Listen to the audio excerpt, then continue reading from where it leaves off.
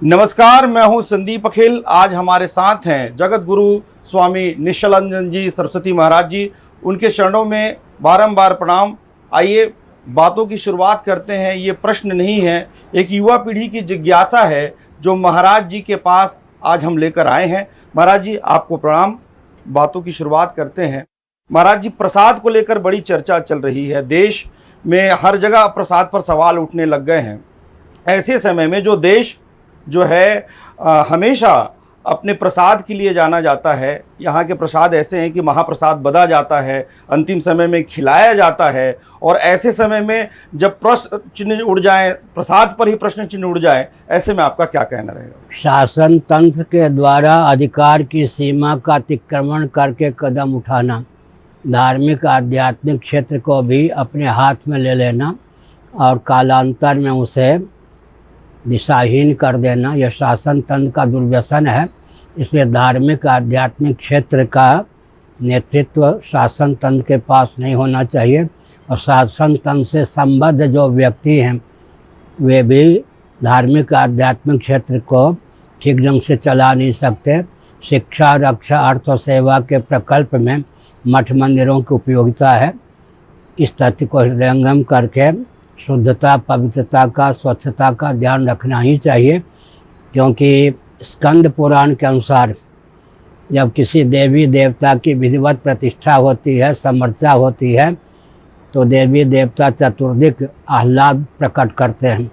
जब देवी देवता की विधिवत प्रतिष्ठा नहीं होती, पूजा नहीं होती, प्रसाद आदि उन्हें निवेदित नहीं किया जाता, तो देवी देवता का तेज अर्चा विग्रह से, मूर्ति से तिरोहित हो जाता है। उसमें डाकनी, शाकनी, भूत प्रेत पिशाच का सन्निवेश हो जाता है। उस सन्निवेश के प्रभाव से चतुर्दिक विप्लव उत्पन्न होता है। इसलिए मांत्रिक, तांत्रिक, यांत्रिक विधा से मूर्ति में, अर्चा विग्रह में देव की प्रतिष्ठा होती है। विधिवत प्रतिष्ठित मूर्ति का भी विधिवत पूजन होना चाहिए। उन्हें प्रसाद इत्यादि बिल्कुल पवित्र ढंग से निवेदित करना चाहिए, ताकि वो देवी देवता का तेज अर्चा विग्रह में सन्निहित रहे। नहीं तो चतुर्दिक विप्लव होता है। विप्लव में जिनका हाथ होता है उनके लिए महाविप्लव होता है। विप्लव में नहीं हाथ होता वो भी चतुर्दिक उत्पीड़ित हो जाते हैं। इसलिए देवी देवता को के साथ खिलवाड़ करना उचित नहीं है। मांत्रिक, तांत्रिक, यांत्रिक विधा से किसी अर्चा विग्रह में देवी देवता प्रतिष्ठित होते हैं, इस तथ्य का विज्ञान होना चाहिए। उपहास का विषय यह नहीं है।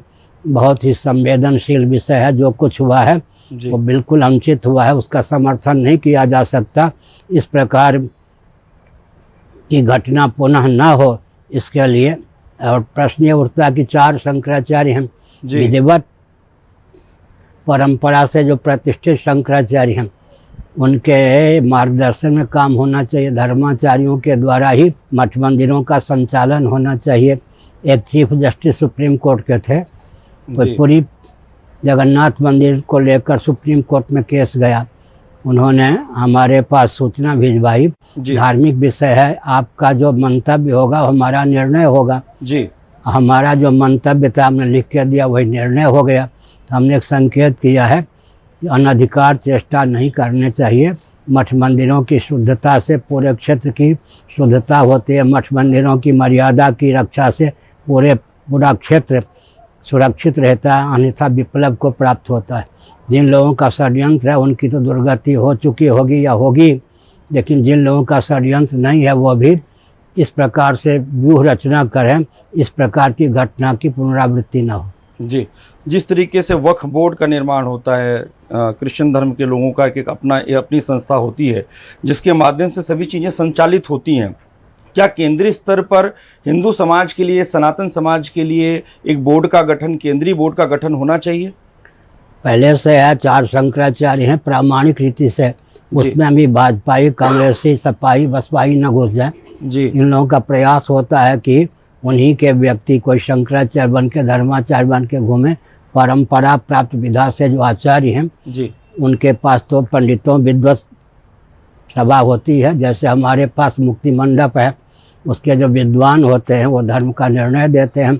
4 जो मान्य शंकराचार्य होते हैं उनके साथ विद्वत परिषद होती है, पहले से सारी व्यवस्था है। उस व्यवस्था की उपयोगिता को समझकर उसे क्रियान्वित करने की आवश्यकता है। दिशाहीनता शासन के द्वारा डाली जाती है, अंत में शासन तंत्र भी कुचक्र में फंस जाता है। जो आपने बात की बहुत अच्छी बात है। एक समय ऐसा आया कि युवा पीढ़ी के मन में ये बात आने लग गई, या समाज के बीच में ये बात आने लग गई कि ये स्वामी जी जो हैं ये भारतीय जनता पार्टी समर्थित हैं, ये स्वामी जी कांग्रेस से समर्थित हैं, जबकि संत का किसी से कोई लेना देना नहीं, संत समाज के लिए जीता है। सर्वभूते रता, गीता के 5वें अध्याय 12वें अध्याय में भगवान का वचन है, सब प्राणियों के हित में है, जिनके जीवन का उपयोग और विनियोग हो। शंकराचार्य या प्रामाणिक धर्माचार्यों होते हैं, सबके हितैषी हों, सबके हितज्ञ हों, सबके हित करने में तत्पर हों, जो संपर्क में आवे उसके हित करने में समर्थ भी हों। जो कुछ बोलें दर्शन विज्ञान व्यवहार देश काल परिस्थिति में सामंजस्य ला करके बोलें, उटपटांग न बोलें, अपने दायित्व का ज्ञान होना चाहिए। पहली बात है कि उनका जीवन संयत हो, उंगली उठाने योग्य न हो। उसके बाद सूत्र शैली में जो ज्ञान विज्ञान है, विद्या और कला, जिनको साइंस और आर्ट कहते हैं, उसको विस्तृत करने की क्षमता हो। विस्तृत ज्ञान विज्ञान को समास या सूत्र शैली में व्यक्त करने की क्षमता होनी चाहिए। विलुप्त विज्ञान को ज्ञान को तपोबल से देवता की आराधना के बल पर उद्भाषित करने की क्षमता होनी चाहिए। विकृत ज्ञान विज्ञान को विशुद्ध करने की क्षमता होनी चाहिए। व्यासपीठ और शासन तंत्र में कोई विसंगति हो दूर करके सैद्धांतिक सामंजस्य स्थापित करके धर्मराज और रामराज की प्रतिष्ठा का मार्ग प्रशस्त करने का बल होना चाहिए, दमखम होना चाहिए। ये आचार्यों का दायित्व है। आपने राम राज्य की बड़ी बात कही, और राम राज्य को लेकर कई पार्टियां कहती हैं कि भाई हम राम राज्य ले आए। वास्तव में ये समझने की आवश्यकता है, जैसे कि दिल्ली में अभी मुख्यमंत्री जो हैं अपने पद की शपथ लेते हैं, बगल की कुर्सी खाली कर देते हैं, तो वो बताते हैं कि जिस तरीके से भरत जी ने शासन किया था 14 वर्ष, वैसे ही कर रहे हैं। तो आज के समय में राजनीति में इस तरीके से जो धर्म की उपमाओं का उपयोग होता है, उसको लेकर आपका क्या कहना है? ऐसा है कि महाभारत में राजधर्म पर्व है जी। राजनीति, राजधर्म, दंड नीति, अर्थ नीति, क्षात्र धर्म, ये क्षत्रियों का धर्म, पांचों एक अर्थक हैं, पर्यायवाचक। जिसको राजनीति कहते हैं उसी को राजधर्म कहते हैं। धर्म की सीमा के बाहर राजनीति की आप कल्पना नहीं कर सकते। नीति और धर्म दोनों एक अर्थक हैं, पर्यायवाचक हैं। पर्यायवाचक राजनीति, राजधर्म, दंड नीति, अर्थ नीति और क्षात्र धर्म, क्षत्रियों का धर्म, ये पांचों एक अर्थक। इसलिए धर्म की सीमा का अतिक्रमण करके राजनीति की कल्पना ही नहीं कर सकते। रही बात कूटनीति की, नमन, मिलन, दमन, अंकन, अनुगमन, कूटनीति के 5 प्रभेद हैं। वर्तमान प्रधानमंत्री पांचों में माहिर है। आप मोदी जी, योगी जी को लेकर कहते हैं कि इस तरीके से जो है, जिस तरीके से वो चल रहे हैं, कहीं न कहीं भारतीय जनता पार्टी का पतन हो रहा है। अच्छा। किस आधार पर कहते हैं? क्योंकि संत की वाणी जो है वो मिथ्या वाणी नहीं होती। संत कह रहे हैं मतलब उसके पीछे कोई तर्क है, कोई आधार है। हाँ, तर्क है। यही तर्क है कि आतंकवादी को मोदी, योगी और आसाम का जो मुख्यमंत्री शर्मा, ये तीनों देश विदेश में पुरी का शंकराचार्य बना के घुमा रहे। जब मैं शंकराचार्य के पद पर प्रतिष्ठित हुआ उस समय नरसिंह राव शासन कर रहे थे। रामालय ट्रस्ट की संरचना की गई, कुछ सोच समझकर मैंने हस्ताक्षर नहीं किया। नरसिंह राव ने मेरे अपहरण करने का, मरवाने का मार्ग प्रशस्त किया। मेरा तो कोई बाल बांका नहीं हुआ। उसके बाद वाजपेयी जी हुए। वाजपेयी भी नरसिंह राव के मार्ग पर चलने लगे। वो भी एक अराजक तत्व आतंकवादी को शंकराचार्य बना के घुमाने लगे। अब मोदी, योगी, मोहन भागवत, विश्व हिंदू परिषद वाले और आसाम के मुख्यमंत्री वही षड्यंत्र कर रहे हैं। मेरा तो कुछ बिगड़ता नहीं है। 1 लाख इंद्र भी आएंगे, मैं नतमस्तक हो जाऊंगा, भिड़ने का प्रयास करेंगे, वो 4 खाने चित्त हो जाएंगे, क्योंकि मैं किसी का हित नहीं करता, सबको आत्मा स्वरूप और आत्मी समझता हूँ।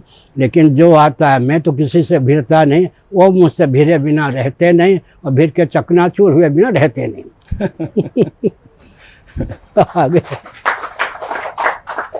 22 जनवरी को भव्य राम मंदिर का निर्माण हुआ।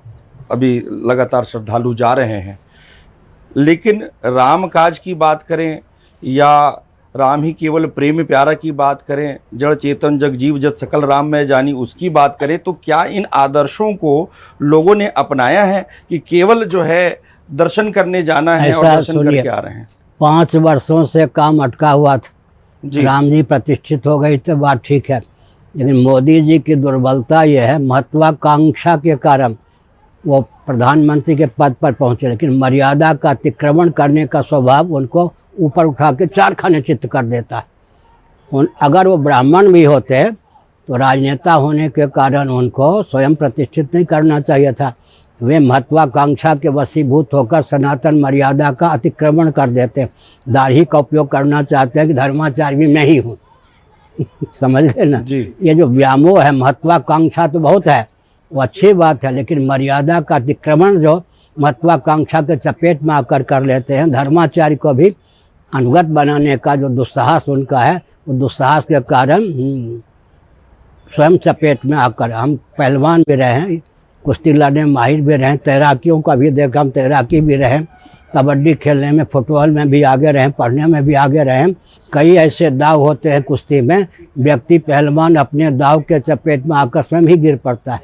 ये सब राजनेता हमको कुचलने के व्यामोह में अपने दाव में आकर स्वयं 4 खाने चित्त हो जाते हैं। जो राजनेता हैं, जैसे जनक जी को राज ऋषि कहा जाता था, वो भी एक परंपरा थी कि गुरु के आशीर्वाद के अनुरूप जो है शासन करना मुखिया मुखसो चाहिए, जो बात हम कहते हैं खान पान को एक जी। तो क्या लगता है कि ये जो व्यवस्था की गई थी, मानस में जो बात कही गई थी, उसे कितना आज के समय में समाज के द्वारा माना जा रहा है या उधर भृगु जी थे या पृथु जी थे, एक ब्राह्मण एक क्षत्रिय, व्याघ्र वन दोनों का तालमेल हो तो व्याघ्र से वन की रक्षा होती है, वन से व्याघ्र की रक्षा होती है। बाहुबल क्षत्रियों में होता है, विद्या केवल ब्राह्मणों में होता है, दोनों मिलकर चलते हैं तो धर्मराज और रामराज की प्रतिष्ठा होती है। उधर भृगु जी थे और उधर पृथु जी थे, इधर वशिष्ठ जी थे, उधर राम जी थे, इधर कौन थे, धौम्य जी या भगवान वेदव्यास जी, उधर युधिष्ठिर जी थे। इसी प्रकार से नवरत्न जी विक्रमादित्य जी थे। उसी प्रकार से समझना चाहिए समर्थ रामदास जी और शिवाजी, ये परंपरा थी। एक ब्राह्मण एक क्षत्रिय, दोनों में सैद्धांतिक तालमेल था। धर्मराज और रामराज की प्रतिष्ठा होती है। नेहरू जी के समय से अब तक ये चल रहा है कि ब्राह्मणों को कुचलो, ब्राह्मण को कुचल के, ब्राह्मण अगर अपने को कुचलेगा, ब्राह्मणोचित शील सौजन्य का परिचय नहीं देगा तो दब जाएगा, और ब्राह्मणों को कुचलने का कोई प्रयास करेगा, देश सुव्यवस्थित चल नहीं सकता। महाराज जी, समरसता और सद्भाव की बात होती है। सभी भारत में राष्ट्र की, हम हिंदू राष्ट्र की जब संकल्पना करते हैं, परिकल्पना करते हैं, तो उसमें सभी जाति के सभी भाइयों का योगदान होगा तो ही एक विराट हिंदू राष्ट्र बन पाएगा। लेकिन आज के समय में हम जातियों में बंट रहे हैं, पंथों में बंट रहे हैं, जिसके चलते ये हो रहा है कि अन्य समाज के लोग कहीं न कहीं उन्हें आकर्षित करके अपने समाज में मिला लेते हैं। ऐसे में विराट हिंदू राष्ट्र का रूप हम कैसे ले पाएंगे? गीता के पहले अध्याय का ही अनुशीलन करें। अर्जुन का क्या वचन है? संभावित युद्ध के चपेट में आकर कहीं सनातन जाति धर्म कुल धर्म में विकृति ना आ जाए। जाति धर्मा कुल धर्मा च शाश्वता, कुल धर्मा सनातना, ये सिद्धांत वाक्य है। किसी भी वैदिक वाङ्मय में इसका खंडन नहीं किया गया। जाति धर्म कुल धर्म जो सनातन परंपरा प्राप्त, इसके स्वरूप को, स्वभाव को, प्रभाव को समझकर क्रियान्वित करने की आवश्यकता है। जाति धर्म कुल धर्म जो सनातन परंपरा से प्राप्त है, जो जो वंदे पंजाबी टोन में कहें, जो जो इसको विकृत करने आए पहले विकृत हो गए, विलुप्त करने आए वो विलुप्त हो गए। विक्रमादित्य जी के बाद से जितने आए सुधारक, वो जाति धर्म कुल धर्म को कोसते कोसते स्वयं ही कोसों करोड़ों किलोमीटर दूर भाग गए। इसलिए सनातन जाति धर्म कुल धर्म विद्वेष का मूलक नहीं है। सबकी जीविका जन्म से सुरक्षित, सबका जीवन दुर्व्यसन मुक्त। एक विचित्र बात, हमारे पूज्य गुरुदेव स्वामी करपाती जी महाराज का एक वाक्य है, सनातन धर्म में फल चौर्य नहीं है। गीता के अनुसार स्वे स्वे कर्मण अभिरता संसिद्धिम लभते नर स्वकर्मणा तम अभ्यर्च्य सिद्धिम विन्दति मानव तेपि यान्ति पराम गतिम। फल से किसी को वंचित नहीं किया गया। जो भी भगवदर्थ स्वकर्म का पालन करता है उसका लौकिक उत्कर्ष होता है, पारलौकिक उत्कर्ष होता है। परमात्म तत्व के परिमार्जन के अनुकूल बल और वेग से युक्त उसका जीवन होता है। जब फल में चौर्य नहीं है, और साधन में तो कम्युनिस्टों का भी शासन हो, सब में सबका अधिकार नहीं हो सकता। जैसे मैं हूँ शंकराचार्य हूँ, लेकिन मैं अग्नि का विधिवत हवन का अग्निहोत्र का त्याग करके शंकराचार्य हुआ हूँ, मैं हवन नहीं करता। तो सब में सबका अधिकार तो हो नहीं सकता। फल से किसी को वंचित नहीं किया गया। कहीं नहीं कहा गया कि शूद्र को भगवत प्राप्ति नहीं होगी, ब्राह्मण को ही होगी, या ब्राह्मण नरक में नहीं जाएगा।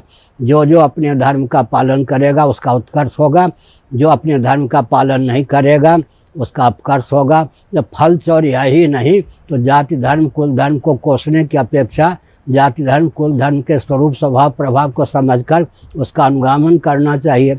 जो इसको विकृत करने आए विकृत हो गए। एक विचित्र बात, अभी वर्तमान समय में पुरी है, वृंदावन है, अयोध्या है, लोगों को ये समझ में नहीं आ रहा है कि धार्मिक स्थल कौन से हैं और पर्यटन स्थल कौन से हैं।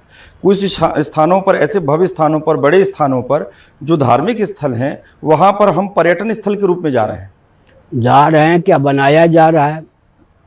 एक विचित्र बात है, पारसनाथ है ना झारखंड में, उसको पर्यटन का केंद्र बनाना चाहा केंद्रीय शासन तंत्र ने। ध्यान दे रहे हैं जी। पारसनाथ झारखंड में है, जैनों का तीर्थ है। उसे केंद्रीय शासन तंत्र ने पर्यटन केंद्र घोषित किया जी। 2 संत जैन संप्रदाय के अनशन करके शरीर छोड़ चुके जी। उसके बाद केंद्रीय शासन तंत्र को पर्यटन का जो केंद्र घोषित किया गया था वापस लेना पड़ा। तो जैनों ने हमारी बात को स्वीकार कर ली। पर्यटन का तपस्थली को भोगस्थली बनाना हो तो पर्यटन का केंद्र बना लीजिए। उदाहरण के लिए आप शास्त्रों का अध्ययन कीजिए तो इंद्रप्रस्थ दिल्ली का नाम जी। यमुना तो है ही, दिव्य तपस्थली दिव्य है दिल्ली। आज अगर आप दिल्ली की यात्रा करें, किसी कोई मित्र पूछे कहाँ गए थे तीर्थ यात्रा में, कहा दिल्ली। अरे दिल्ली कोई तीर्थ है? उसका मतलब दिल्ली तो तीर्थ है लेकिन उसको इस रूप में ढाल दिया गया है। आज दिल्ली को तीर्थ नहीं कह सकते, इसलिए तपस्थली को भोगस्थली पर्यटन का केंद्र बना देने पर विपत्ति आ जाती। ज़्यादा सुविधा देते हैं ना। अब बद्रीनाथ और जंगल घोर, जहाँ हम तो 66 में रहे हैं, बद्रीनाथ में 3 महीने पैदल चल के गए थे। पैदल यात्रा करने वाले को ज़्यादा पुण्य मिलता है, कार से यात्रा करने वाले को कुछ कम पुण्य मिलता है, और अगर हेलीकॉप्टर से उड़ान भर के बद्रीनाथ चले गए और कम मिलता है फल। इसलिए हमने संकेत किया तपस्थली को पर्यटन का केंद्र भोग का केंद्र बना देना विकास नहीं है। विकास के चपेट में तपस्थली का विलोप ही है जी। छत्तीसगढ़ की जो सरकार है वर्तमान में, छत्तीसगढ़ है और मध्य प्रदेश में है, राजस्थान में भारतीय जनता पार्टी की सरकार है। विधानसभा के चुनाव के बाद अभी 9 महीने निकले हैं। आप कैसे देखते हैं छत्तीसगढ़ सरकार की दिशा कैसी है? वो आप जाने, यहाँ रहते हैं, मैं तो वैकुंठ में रहता हूँ, वहाँ का शासन ठीक चल रहा है। दूसरी बात सुनिए, चुनाव की जो वर्तमान प्रक्रिया है उस प्रक्रिया के अनुसार वास्तव में उत्तम शासन मिल ही नहीं सकता। अगर कोई उत्तम व्यक्ति चुन के चला भी जाए, चाहने पर भी वो जैसा चाहता है वैसा नहीं कर सकता। चुनाव की प्रक्रिया ही विमोहक है। मैं एक संकेत करता हूँ, प्रजातंत्र के नाम पर राजतंत्र को कोसा गया। महाभारत का विशीलन कीजिए, मंत्रिमंडल में 4 ब्राह्मण हों, 8 क्षत्रिय हों, 21 वैश्य हों, 3 शूद्र हों, 1 सांस्कृतिक मंत्री सूत हों। यह अनुपात था। सबको 4 ब्राह्मण शिक्षाविद, 8 क्षत्रिय रक्षाविद, 21 कृषि गौरक्ष वाणिज्य के प्रकल्प को क्रियान्वित करने वाले, 21 वैश्य हों, 3 शूद्र हों, कुटीर उद्योग लघु उद्योग सेवा श्रम को के प्रकल्प को क्रियान्वित करने वाले, 1 सूत माने सांस्कृतिक मंत्री हो। सबका सन्निवेश था या नहीं? जिसको हम कोसते हैं राज धर्म को, राजनीति को, राजतंत्र को, उसमें 4 ब्राह्मण, 8 क्षत्रिय, 21 वैश्य, 3 शूद्र, 1 सूत और 7 कैबिनेट मंत्री का वर्णन है राजधर्म पर में। इसलिए न समझ कर अंधेरे में ढेला फेंकने के कारण विसंगति हो गई। उस विसंगति का फल मिल ही रहा है। महाराज जी, अभी ये वर्तमान समय में युवा पीढ़ी जो है वो धर्म से विमुख हो रही है। उन्हें समझने में कठिनाई हो रही है, क्योंकि जैसे आज हम आपको समझना चाहें तो ये तो हमारे बस की बात ही नहीं कि हम आपको समझ पाएँ, लेकिन आपकी बातें हमें समझ में आ जाएं, उसके लिए क्या ऐसा प्रयास अगली पीढ़ी में करना चाहिए जिसमें सरल हो जाए, थोड़ा सरलीकरण हो जाए, जिससे वो बेहतर तरीके से धर्म को समझ पाएँ? नीति और अध्यात्म से समन्वित शिक्षा पद्धति होनी चाहिए। एक मैं संकेत करता हूँ, एक समय, आज भी है लेकिन एक समय केंद्र में भाजपा का शासन तंत्र था। मुरली मनोहर जोशी जी मंत्री अच्छे हैं, वैज्ञानिक हैं, शिक्षा मंत्री, मानव संसाधन मंत्री नियुक्त किए गए। उन्होंने धर्म अध्यात्म से समन्वित पाठ्य पुस्तकों की संरचना करवाई। बाद में केंद्र में कांग्रेस की सरकार हो गई, अर्जुन सिंह हो गए मानव संसाधन मंत्री। उन्होंने कह दिया मुरली मनोहर जोशी जी ने जिन पाठ्य पुस्तकों को क्रियान्वित किया वो सांप्रदायिक, हम उनको निरस्त करते हैं। और शासन तंत्र के द्वारा तो कोई मुरली मनोहर जोशी के समान नीति अध्यात्म से समन्वित शिक्षा पद्धति को बना भी दे, दूसरी पार्टी का शासन होगा, उसको पानी फेरे बिना रहे, ये संभव नहीं है। इसलिए हर घर में ऐसी व्यवस्था होनी चाहिए और क्षेत्र में मठ मंदिर को केंद्र बनाकर जी आवश्यक है कि घर का वातावरण। लेकिन प्रयाग में एक महिला ने कहा, जब मैं स्वयं ही धर्म अध्यात्म को नहीं जानती तो बच्चों को क्या शिक्षा दूंगी।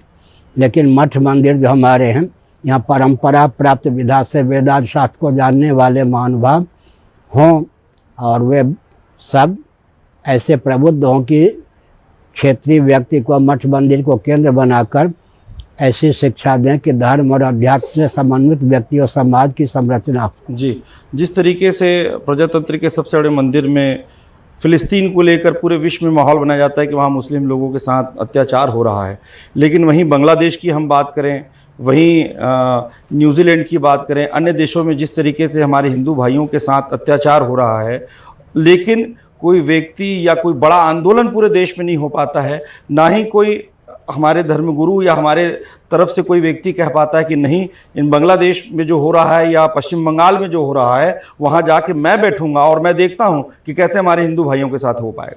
सब जगह बैठने की आवश्यकता नहीं है। यांत्रिक हम अमेरिका तो जा ही नहीं सकते, क्योंकि हम समुद्र की सीमा का पार करके नहीं जाते। हम भेंट द्वारका जा सकते हैं। इसलिए यहाँ से आजकल तो यंत्र का युग है, हम लोगों का पूरा संदेश विश्व में पहुँचता ही है। आज लोगों की लाचारी, सुनिए एक विचित्र बात, आजकल के जो वैज्ञानिक हैं उसमें मुसलमान भी हो सकते हैं, क्रिश्चियन भी हो सकते हैं, कम्युनिस्ट भी हो सकते हैं, वो अनुगमन किसका करते हैं? इसका अर्थ क्या हुआ? अच्छा, कुरान निंदा में तात्पर्य नहीं है। कुरान शरीफ और बाइबल के अनुसार सृष्टि की संरचना कितने वर्ष पहले हुई? कोई मानेगा आजकल? कुरान शरीफ और बाइबल निंदा में नहीं करता। मुसलमान भी जो वैज्ञानिक हैं, क्रिश्चियन भी जो वैज्ञानिक हैं, बाइबल के अनुसार, कुरान शरीफ के अनुसार सृष्टि की रचना जितने वर्ष पहले हुई, 1,97,29,29,125 वर्षों की ये पृथ्वी है। ये तो वैज्ञानिक धरातल पर गीता के 8वें अध्याय का अध्ययन कीजिए। 31,10,40 वर्षों तक ये सृष्टि बनी रहती है। 31,10,40 वर्षों तक महाप्रलय की दशा में सृष्टि रहती है। सनातन सिद्धांत जो है उसका उत्पत्ति विज्ञान, स्थिति विज्ञान, संहार विज्ञान, निग्रह विज्ञान, अनुग्रह विज्ञान, गणित का विज्ञान, काल का विज्ञान, देश का विज्ञान, वस्तु का विज्ञान इतना परिपुष्ट है। इस वैज्ञानिक युग में भी वैज्ञानिक भी और विज्ञान भी दिशा लेने में समर्थ है। हम उदाहरण देते हैं, आजकल का विज्ञान कहाँ तक पहुँचा है? अनुकृति के बल पर, अनुकरण के बल पर। Matter is nothing but energy. हमारा विज्ञान energy is nothing but soul is the super source of energy. वस्तु के मूल में ऊर्जा है, ऊर्जा का स्रोत आत्म तत्व है। तो वैज्ञानिकों को भी दिशा देने की क्षमता है, लेकिन परंपरा से स्वतंत्र भारत में गुरुकुल की शिक्षा पद्धति को ही विकृत कर दी गई। फिर भी मैंने कहा कि हम लोग तो आधुनिक विधा से पढ़े हैं, लेकिन वहाँ से आए हैं। भगवान कृपा से हमको पूर्व जन्म की प्रज्ञा प्राप्त है, हमको कोई डमाडोल कर दे संभव नहीं। इसलिए ऐसे व्यक्ति के हाथ में नेतृत्व अपने आप चला जाता। नेतृत्व प्राप्त करने की आवश्यकता नहीं है। जो प्रकृति का स्वभाव है, किसी वाटिका में कोई सुगंधित पुष्प हो, उसके ये पराग, उसके सुगंध को प्रकृति की शक्ति, हवा, दूती चारों ओर फैलाए बिना नहीं रहती। अगर किसी व्यक्ति में कोई दिव्यता है, प्रकृति भगवान की शक्ति उसको चारों ओर विकीर्ण किए बिना नहीं रह सकती। अर्थशास्त्र पर भी, धर्मशास्त्र पर भी ये जो संयुक्त राष्ट्र संघ है, विश्व बैंक के हम लोगों से मार्गदर्शन लेता ही है। आज भी भारत ही है, विश्व गुरु ही आगे भी रहेगा। तीन बचावत देश को सती संत और शूर, तीन डुबावत देश को कपटी कायर कूड़ कहा जाता है। इस देश को संत की कितनी आवश्यकता है? तरवर सरवर संत जन चौथे वर्ष में परमारथ के कारण पांचों धारे दे। तरवर माने वृक्ष, सरवर सरोवर, तरवर सरवर संत जन चौथे वर्ष में परमारथ के कारण चारों धारे दे। सती साध्वी जो है ना, यही कहा ना, सती साध्वी देवियां पृथ्वी को धारण करती। पहले हमने कहा है, क्या कहा है? गोभिर विप्रैश्च वेदैश्च सतीभिः सत्यवादिभिः अलुब्धैर दानशीलैश्च सप्तभिः धार्यते महि। स्कंद पुराण माहेश्वर कुमारिका खंड अध्याय 2 काशी खंड अध्याय 2 में एक ही पुराण में 2 बार यह वचन आया है। गोभी गोवंश पृथ्वी का धारक है। विप्रैश्च सदाचार संयम संपन्न वेदज्ञ ब्राह्मण वेद पृथ्वी के धारक हैं। सती साध्वी देवियां पृथ्वी को धारण करती हैं। निर्लोभ दानशील और सत्यवादी पृथ्वी को धारण करते हैं। 7 को विकृत और विलुप्त करने का षड्यंत्र चल रहा है। जो विकृत करने आते हैं विकृत हो जाते हैं, विलुप्त करने आते हैं स्वयं विलुप्त हो जाते हैं। राष्ट्र को क्या संदेश है? राष्ट्र के जो हमारे नागरिक हैं उनके लिए आपका क्या संदेश है? ऋग्वेद में राष्ट्र शब्द का प्रयोग लोक और परलोक के लिए हुआ है। और महाराष्ट्र भले ही कह दिए, सौराष्ट्र भले ही कह दीजिए, ऋग्वेद में राष्ट्र शब्द का प्रयोग लोक और परलोक दोनों के लिए हुआ है। सीमित शब्द का अर्थ नहीं है।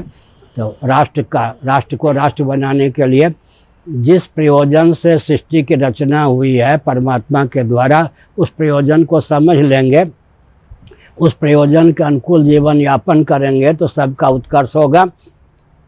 शिक्षा रक्षा अर्थ और सेवा के प्रकल्प संतुलित रहें, मातृशक्ति का शील सुरक्षित रहे, इसके लिए आवश्यक है जनसंख्या संतुलित रहे।